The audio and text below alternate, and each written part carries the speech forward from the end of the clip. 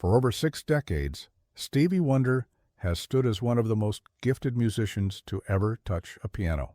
From his childhood days as little Stevie Wonder to the man who crafted soul's most timeless masterpieces, his music has shaped generations. Songs like Superstition, Sir Duke, and Isn't She Lovely made him a legend long before he even turned 30. But behind that unmatched talent and global fame, Stevie Wonder has also carried something far more human: regret. At 72, the man who seemed incapable of making mistakes finally admitted that even he had moments he wished he could take back, albums he believed didn't live up to his vision. And today, Legends Uncovered dives deep into the story of the record Stevie Wonder himself calls his own failures. The genius who couldn't miss. In the 1970s, Stevie Wonder was unstoppable. He released one masterpiece after another: Talking Book, 1972, Inner Visions, 1973, and Songs in the Key of Life, 1976.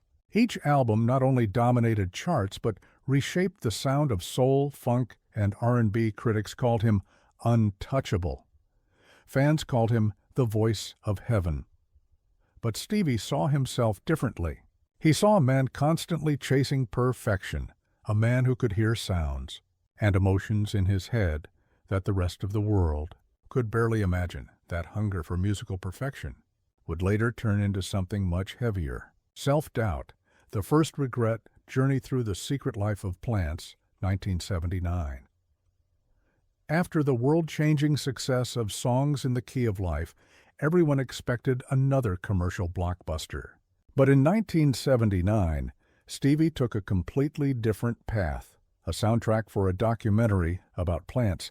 The album Journey Through the Secret Life of Plants was experimental, ambient, and often wordless. It featured unusual sounds, long instrumental stretches, and no clear hit singles. Many critics didn't know what to make of it. Fans were confused, radio stations ignored it, and sales dropped dramatically.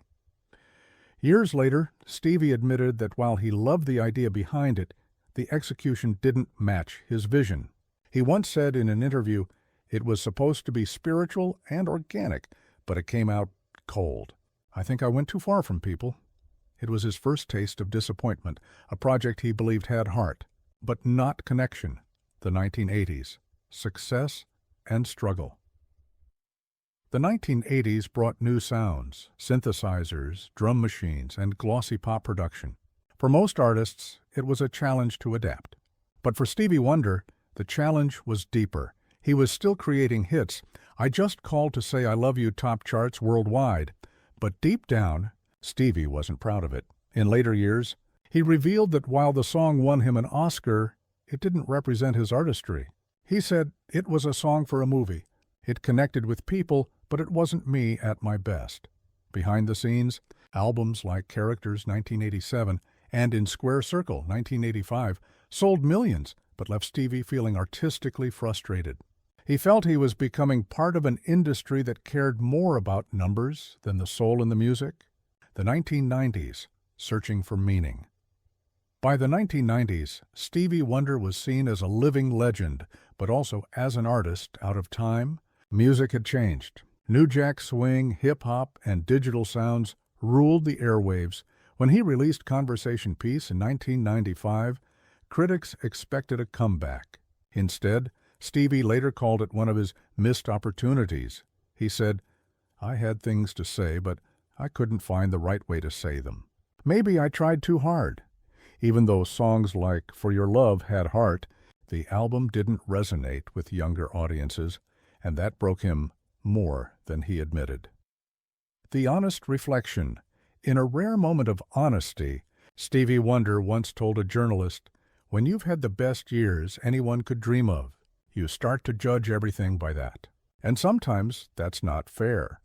Not to the music, and not to yourself." At 72, he looked back on his so-called failures, not with bitterness, but with humility. He said those records taught him more than the hits ever could. They reminded him that art isn't about perfection. It's about trying, failing, and trying again. For every superstition that became a classic, There was a secret life of plants that made him question his path. But both, he realized, were equally important chapters in his journey. The lesson behind the regrets Stevie Wonder's failures were still better than most artists' greatest successes. But to him, success was never measured in awards or sales. It was in emotion. He once said, "If my music doesn't touch someone's soul, then I haven't done my job." And that's why, even at 72, Stevie continues to create, always experimenting, always searching. Because even if some albums didn't shine the way he hoped, they still carried a piece of his heart. Please don't forget to subscribe and hit the bell icon.